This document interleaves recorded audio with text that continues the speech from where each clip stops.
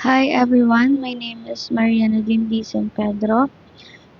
I'm presenting you about the design and development of my final paper entitled Shield Guard Insurance Policy Management System.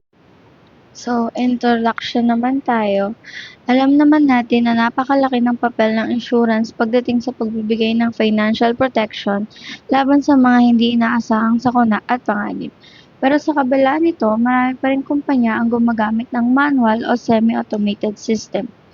Kaya naman, napapanahon na para magkaroon ng isang integrated information system gaya ng ShieldGuard. Sa pamamagitan ng digital platform na ito, mas mapapababa ang operational costs at magiging transparent ang serbisyo sa mga clients. Problem statement. Ang existing insurance management practices ay nagiging cause ng mabagal na claims processing at fragmented o magkaiwalay ng impormasyon ng mga customer. Dahil walang centralized database at real-time updates, ang mga workflow ay prone sa human error at kumakain ng masyadong maraming oras. One of the main reason kaya bumababa ang customer satisfaction. Objective of the study. Ang objective ng final paper na ito is mag-design at mag-develop ng isang web-based insurance policy management system na magpapadali sa policy administration at claims processing. So, objective is una, gumawa ng centralized platform para sa records. Pangalawa, mag-develop ng online tracking module para sa mga claims. Pangatlo, magkaroon ng user dashboard para madaling ma-access ang information na kailangan nila. Pang-apat naman is magbigay ng administrative tools para sa pag-monitor. And lastly is i-evaluate ang usability at effectiveness ng system. Proposed solution and system concept.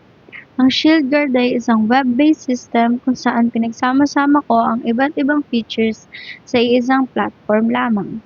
Ang mga pangunahing features na ito ay user registration at authentication, policy management at premium monitoring, claim submission and tracking customer profile management, at isang administrative dashboard para sa pag-generate ng mga report.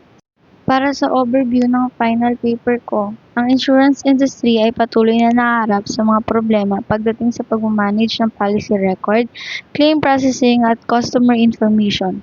Madalas ang traditional method ay nagiging sanhi ng matagal na transaksyon at hindi tama sa record. Ginamit ko ang agile model para masigurado ang continuous improvement habang ginagawa ang system.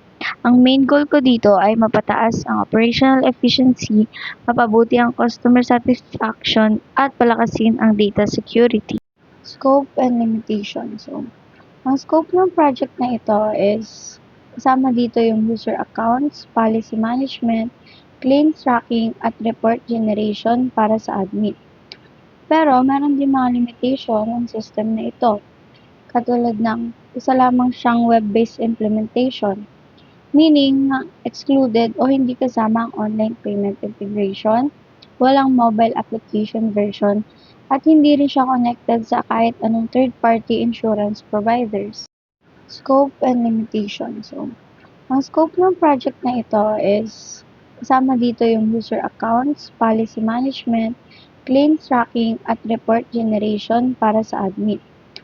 Pero meron din mga limitation ang system na ito, katulad ng isa lamang siyang web-based implementation, meaning excluded o hindi kasama ang online payment integration, walang mobile application version, at hindi rin siya connected sa kahit anong third-party insurance providers. Lastly, ang ShieldGuard Insurance Policy Management System ay isang direct solution sa mga kakulangan ng traditional at manual na sistema sa insurance administration. Sa pamamagitan ng pagsicentralize ng mga process, mas mapapataas natin ang operational efficiency at customer satisfaction. And naniniwala ako na ang project nito ay isang mahalagang hakbang tungo sa digital transformation ng insurance sector.